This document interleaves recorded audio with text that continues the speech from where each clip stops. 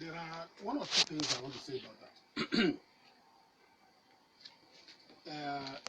To begin with, I mean, because if you're talking about the southern one, you're talking about Nadeko. While Nadeko was here, don't forget the immediate power beneficiaries of June 12 were northerners. How? Basically, Abacha and his cohorts. Now, there were northern elements, so many of them. Shehu Sani and the rest of them, they actually formed the MUP. I'm trying to remember the full, they had their own. They were not in Nadeko in their numbers, but there was agitation in the north. For the actualization of June 12. But not as strong. There was a problem. If Abiola's running mate, King Ibe, had maybe probably worn the same activist toga as MKO himself, he probably would have given him some more, prominence. But you had people from all over the north. Don't forget Abiola's campaign director, Zingwina.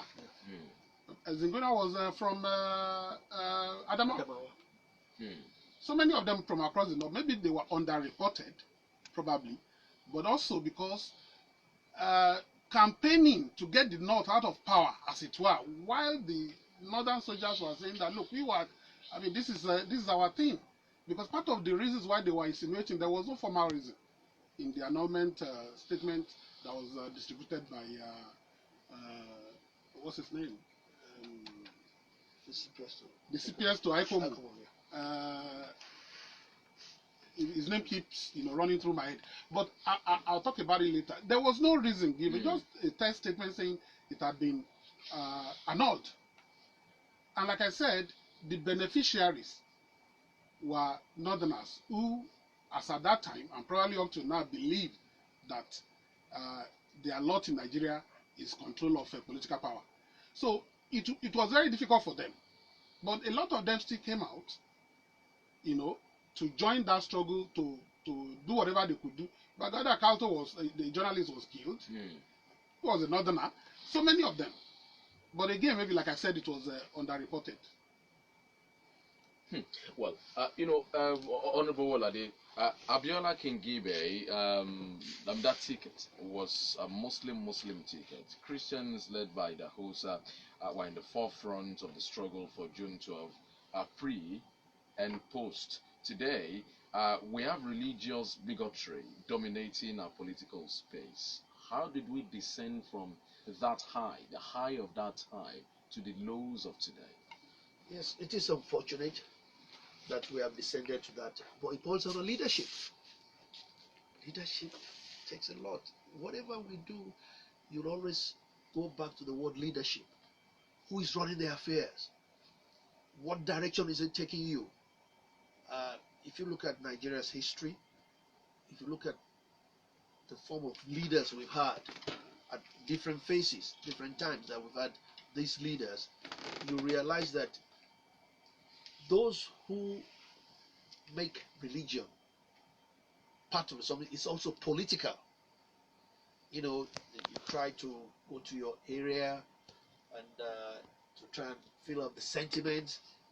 But what is important, honestly, at that time, and God was so favorable to this country, we did not think for one moment that it was a Muslim. We were not even thinking in that line. That was a Muslim ticket. But we had a challenge also before that time. I mean, we had these divisions along religious and ethnic lines that time. How come all of that was forgotten at that point, 1992, 1993? No, let's go back. And if we recall what really happened, there was the SDP, there was the NRC. We had the option A4 for starters. And then at the end, that brought out 3 people. We were in Jos. Jos was where we had our national convention. And when we were going to Jos in the month of March for that convention, the southern delegates, all the delegates from the south, we went through Kaduna. In fact, we were all mostly housed in Amdala Hotel in Kaduna. And I still recall how Shehu Musa Yaradua came with MK Abiola and Atiku, because the SDP constitution you had 2 votes. Your first vote, if you don't have 2/3 winner, you go to the second vote. So, and we knew we were not going to have a first vote winner. So he came and said, your first vote for MK Abiola and vote for Atiku Abubakar. But some of us, about 3-4 of us, thought then that if we were to vote for Atiku, that would mean that MK Abiola will be out of the scene, because obviously the entire North will vote for Atiku. And now you want the entire Southern delegates to vote for Atiku. So we said, no, we went around these governors. And I still recall when we got to the late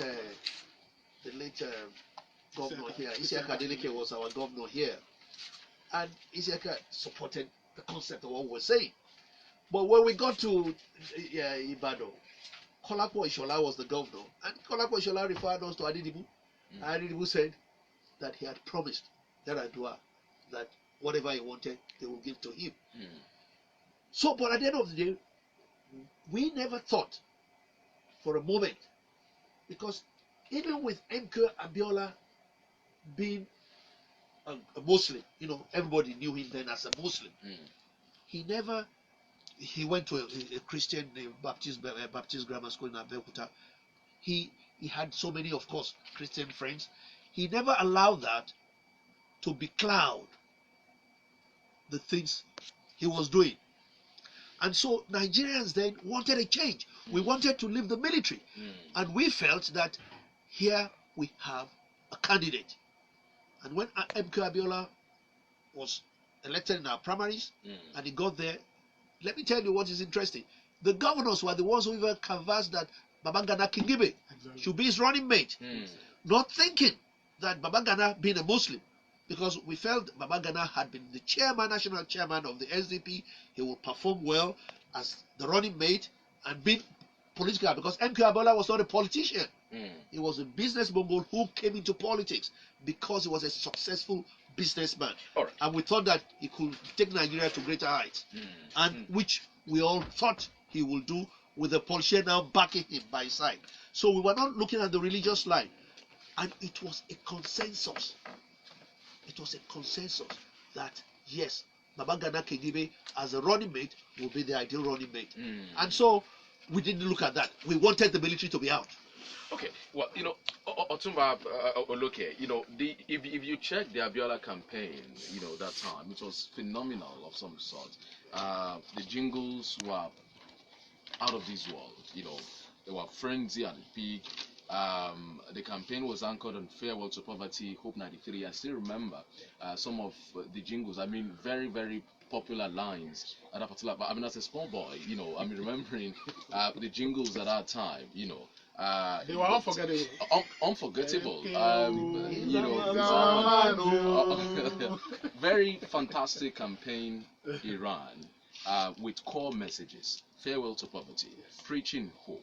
I saw another video of him addressing the business community in Lagos, talking about the corruption in NNPC and what was going to do about it at that time. But what we had then is not what we have here again. Our political campaigns, our political process has been so monetized that we do not have such phenomenal campaigns like that again.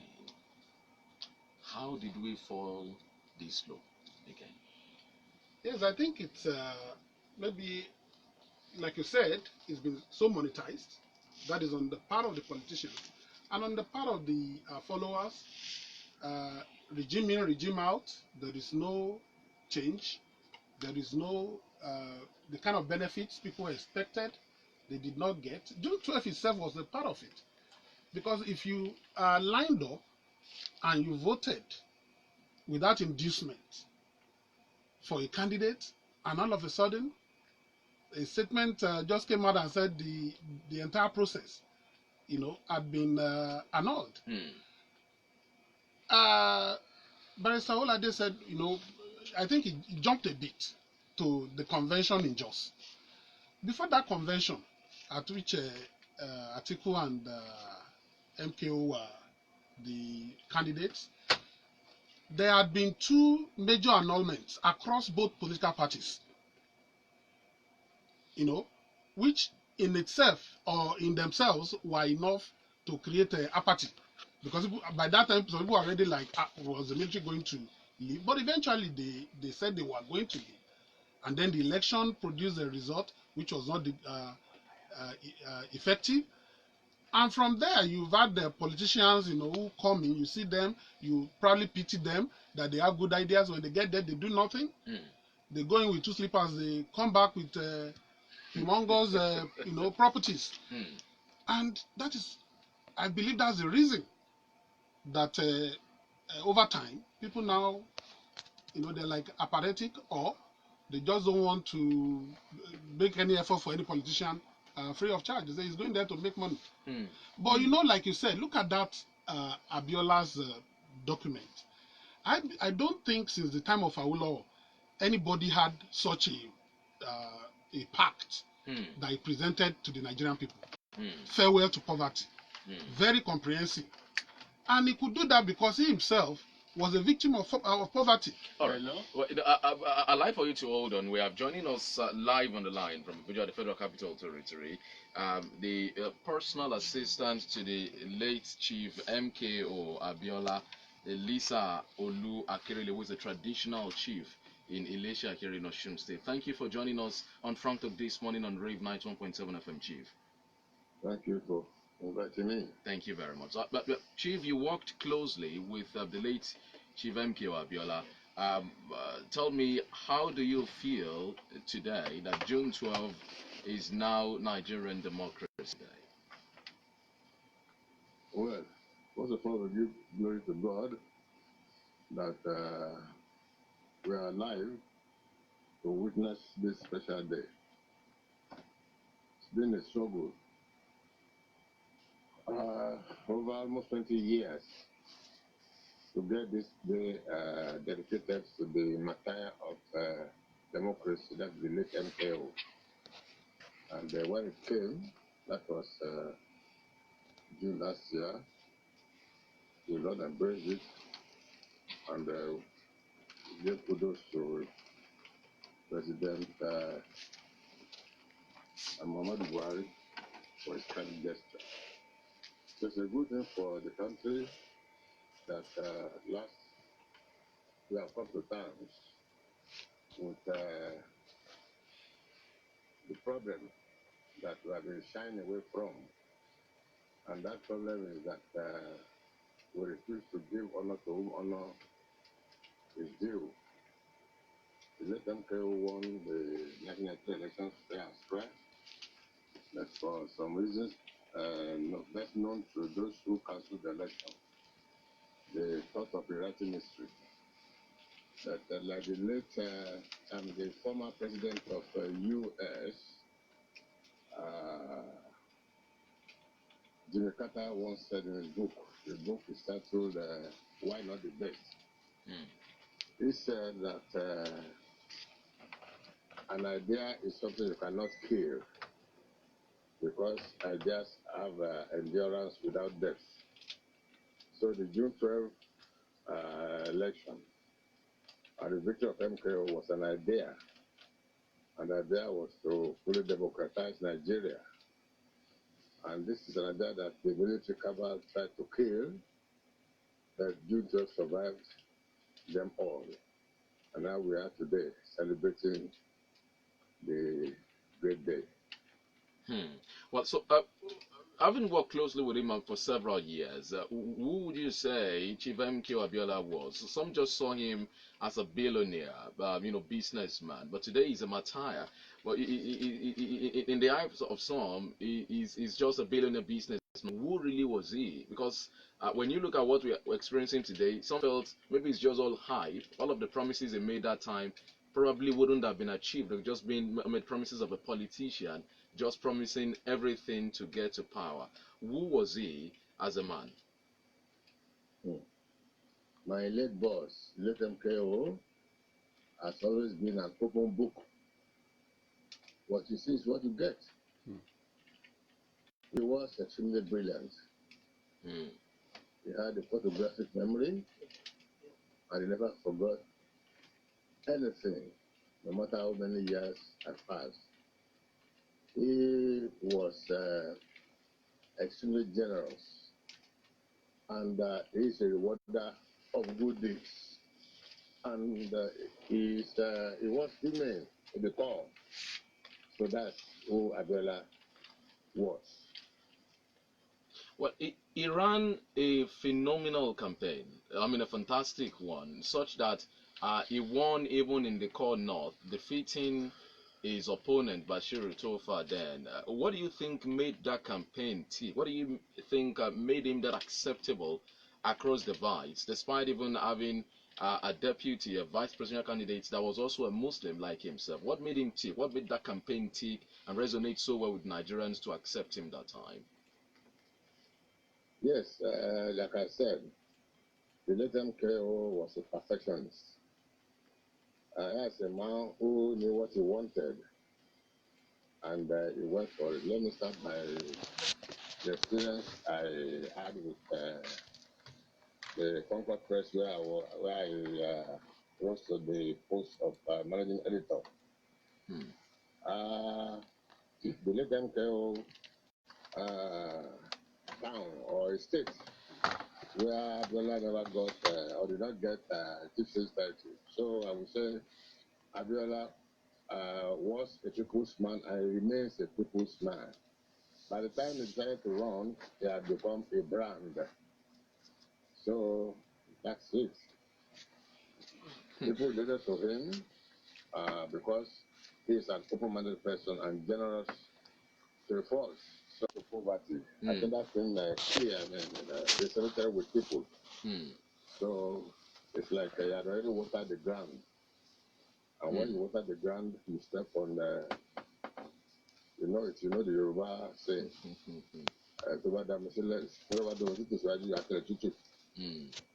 So he had already watered the ground and things became easier for him.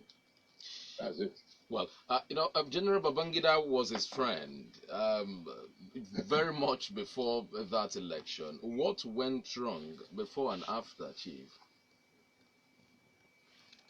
Well, Babangida, unfortunately, destroyed all that he tried to do for the country with his inordinate ambition to rule the country forever. And it turned out to be a poor student of history. He had his chance to rule this country, and he would have become another statesman by now if they had done the right thing at the right time. But he wanted to be there forever. And one of his heroes happened to be the former Egyptian leader, that is Nasser. But Nasser met his Waterloo while he was trying to perpetrate himself in office. So the same thing happened to Abibu. Yes, I, as a PA to the late MKO, met him on several occasions after Abiola's arrest. And I tried to find out from him what really happened. And I advised that they should right the wrong before it's too late. That the man, like who is the so-called Maradona of Nigerian politics, he played himself out of the game. And today, he is regretting his actions. So that's just the way it is. Well, today, Chief MK Abiola's businesses, lie in ruins. How do you feel about the sorry state of his business today? Yes, we are not happy with the situation of things now, but Nigerians.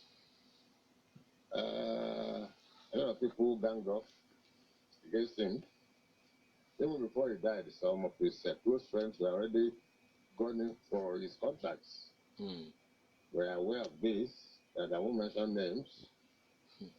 And that is Nigeria for you, and that is human beings for you. Even while we were trying to get the federal government to accord him the highest honor, which eventually the General Buhari did, some of his friends who are alive, and they are still alive, did everything humanly possible to oppose it. I won't mention names now. So it's like Abiola even had more enemies in death than he had when he was alive. There's a particular judge who we thought was his bosom friend, but it was the man who, for several years, opposed the idea of Abiola being recognized. And then the general in Abeokuta too, I don't have to mention his name, you know him. He did everything to obliterate Abiola's memory. And by the grace of God, the man is alive today watching the whole world stand up for MKO. So that's God for you. I'd like to thank you very sincerely, Chief. Lisa Olu Akerele, our personal assistant to the late Chief MKO Abiola. We appreciate you joining us live on the line, and we say congratulations to you also. We understand you played lots of roles in also ensuring that this becomes a fruition. We appreciate you and thank you so much for joining us on Frank Talk, sir. Thank you very much for this privilege. Thank you. I really am grateful. Thank you. Have a nice day. Thank Bye. you very much, sir. All right, well, Lisa Olu Akerele is there, personal assistant to the late Chief MKO Abiola, to giving us some insight and some of well, what happened there. We'll take a short break now for a commercial. When we return, we'll get back to our guests in the studios, and Rubuni Olade and Otumba Abiola. Okay, we'll be back after this break. Please listen to this announcement. The reputable Baptist Mission School in Southwest Sure. Nigeria. Hey, tí wàá ká fún yẹn bó ti dé. Mo sọ fún yín bí mo sì wà no padà rò. Àwọn ìwé kids are in university so you padà sí LAUTECH.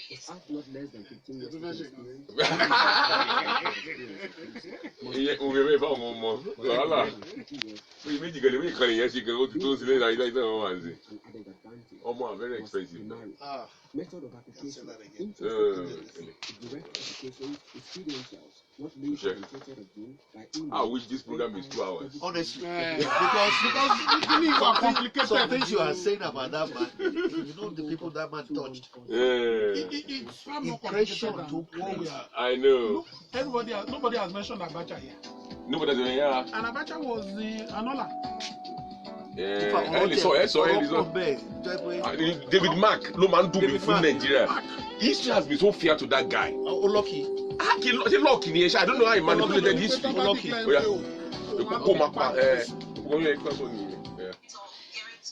All right, thank you very much for staying with us here on to Frank Talk on Rave 91.7 FM. We're looking at June 12th. Today is Democracy Day. I just spoke to Lisa Olu Akerele there, who is a personal assistant to the late Chief MKO Abiola. Well, Otumba Abiola Oluke is with me here, and Honorable Niyi Owolade. Honorable Niyi Owolade, I'd like to ask you, your party, the PDP, was in the saddle for 16 years. You know, many people have castigated your party for doing nothing about this day, recognizing the day. Was it because Chief Olusegun Obasanjo, who was the president at the beginning, who many people felt should have done it and being a Yoruba man also, was it because of his personal hatred for Abiola, or what really happened? Don't you think your party should also commend President Muhammadu Buhari for deeming it fit to celebrate and recognize this day? Yes, it's rather unfortunate, and I'm sure that President Olusegun Obasanjo will always regret the fact that he wasn't the one that did what President Muhammadu Buhari did. But of course, you must remember also that President Muhammadu Buhari was also part of the junta. So I mean, they were part of the annulment. So we must not be group. We must not think that maybe he had always been. Was he? Of course. He was taken out of office by Ibrahim Babangida. He was taken out of office by Ibrahim Babangida, but he was part of the junta. You know, the junta started from 83, 84, 83 December. A group of young officers, the same officers who were young advent of the Civil War. When you look at them, you know, then they have the immediate something. There was somebody called Colonel Johanna Madaki, who was my own very close friend, when we were in law school together. And he used to refer to this caliber of people as his immediate bosses.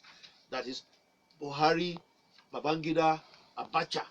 You know, a long line of them, you know, then Dogoyaro below, just a little bit below.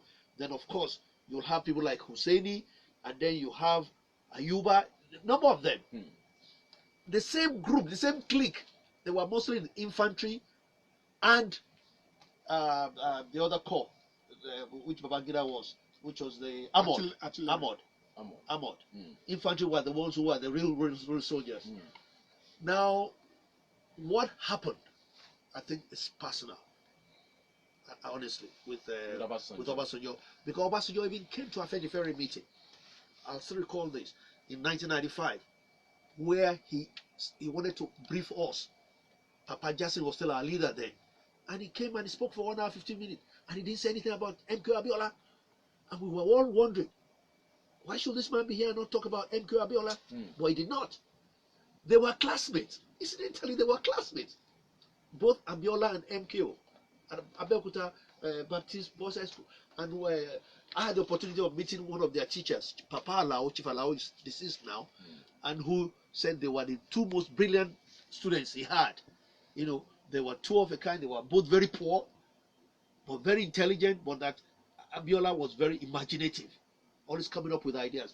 He couldn't sing yet. He brought some people together and was hopping from place to place, you know, and he was making money through just singing, putting people together. So maybe that personal thing, you know, if that's why in this life, you know, if you are envious of somebody, you should detach that.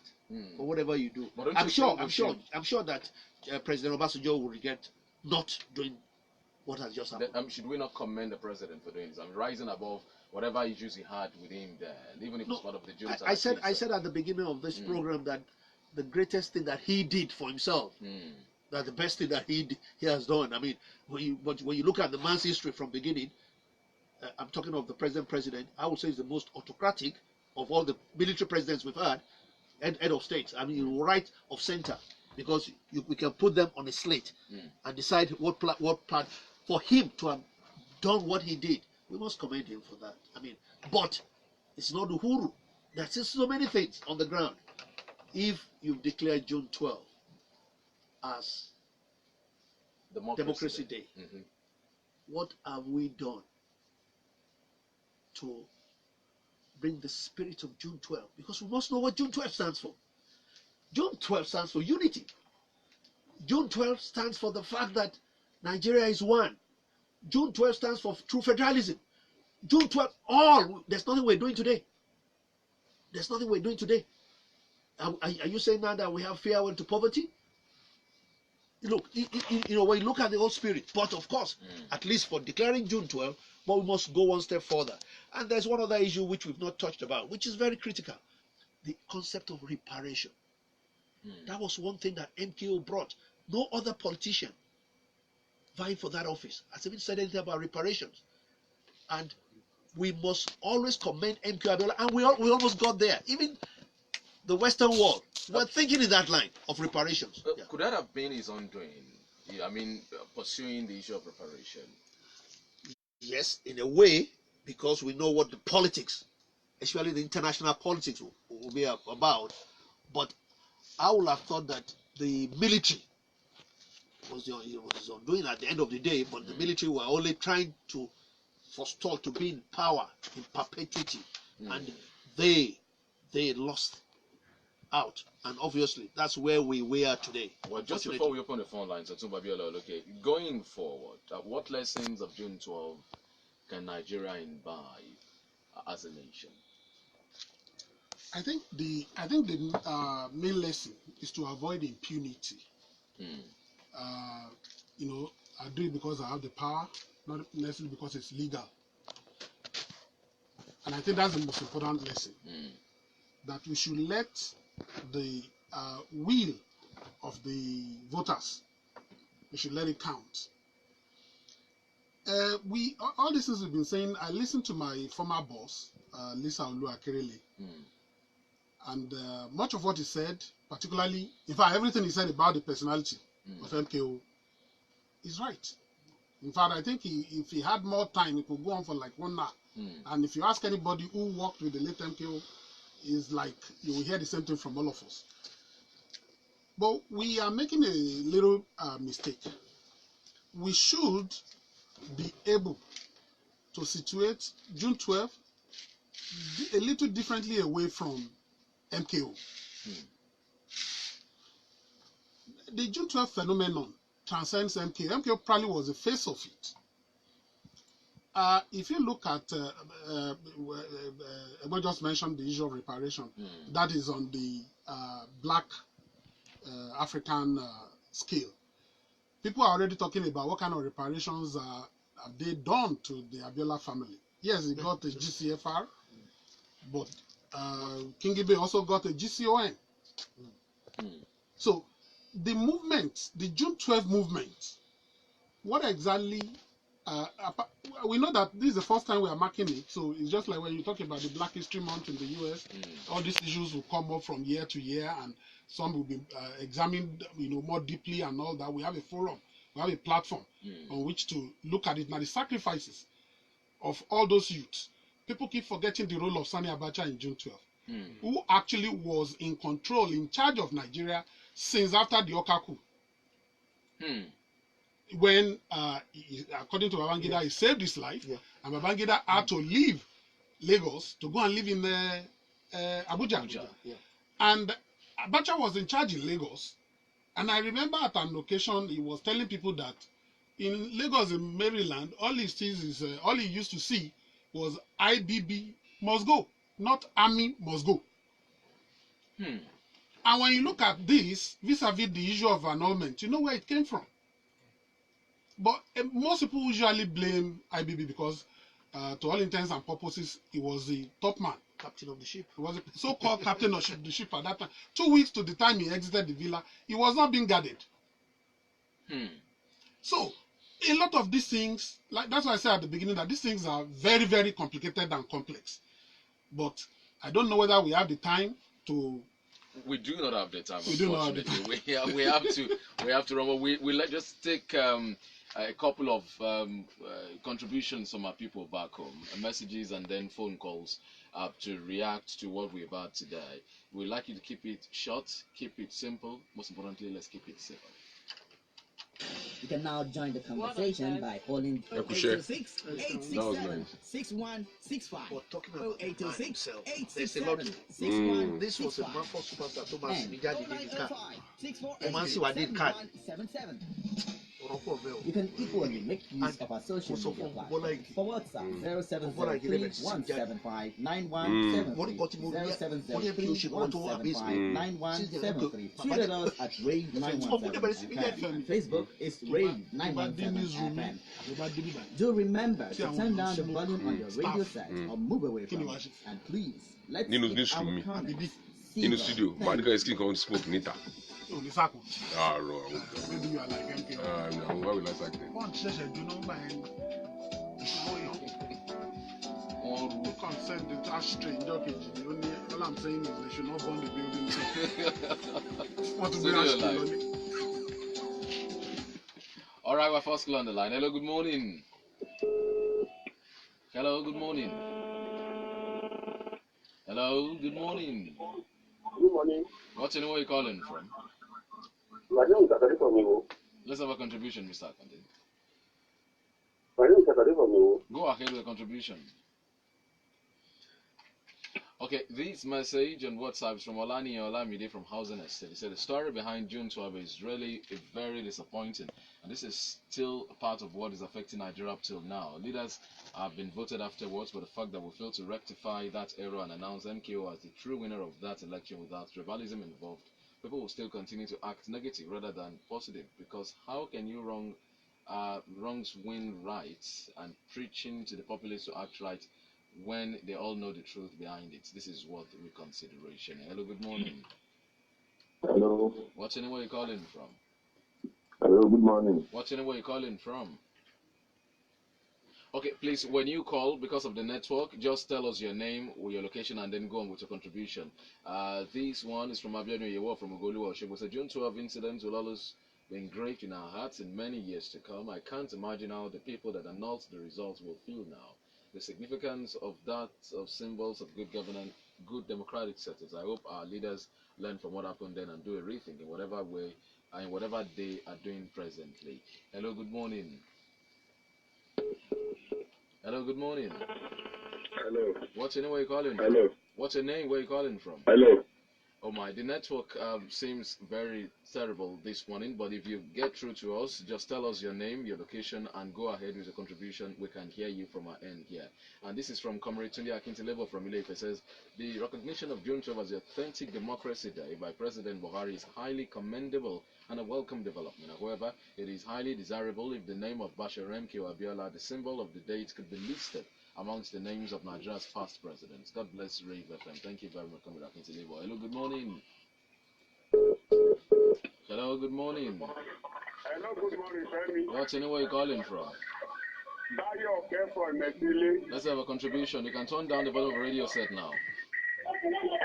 MKO is our man, oh.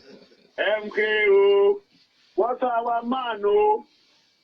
May God let us have that, the type of election we had in 1993 in Nigeria again. God bless Nigeria. Amen. Thank you very much. Oshidikwe Razaki says it's wrong for Mr. Owolade to link Buhari to IBB. They were in friends and was never part of the government. He should give credit appropriately and leave hatred of the president. Okay, let's get back to our guests just to get their remarks and reactions to the comments today. So we'll just start with Honorable Owolade in 30 seconds. Your final remarks on the show. Well, the spirit of June 12 is most important. I think we should imbibe here, and that is election. Nigeria must look desperately at a way of electing our leaders. We've got to get it right. We got it right June 12, 1993, and I think it's important since Onfiwosu did that great job. We've not had any job in that line. It's important for us to now get it right. And may God help us that we get it right. Amen. Thank you very much. I think I will close with a comment on the last comment you made vis-a-vis Brother Owolade. Buhari and IBB were not on the same page as per the annulment. Colonel Umar actually went to Buhari to get a statement condemning the annulment at that time. But prior to that, MKO was Buhari's enemy because he was reputed to have financed the Babangida coup. So you could say that enemy of my enemy is my friend. And that was the matrix of relationship among them. As at the time of annulment, Buhari actually came out at that time to condemn the annulment.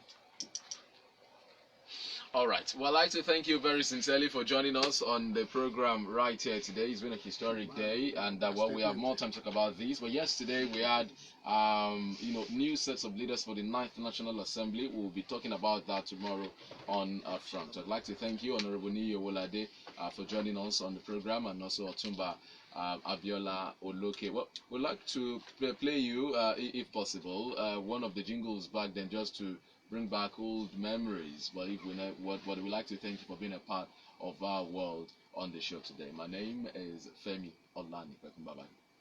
1.7. Load. He just occurred to me. Ó ṣe load ni. Ó ṣe load ni. My brother, military country. I know. Buhari yàtọ̀ sí No, Buhari.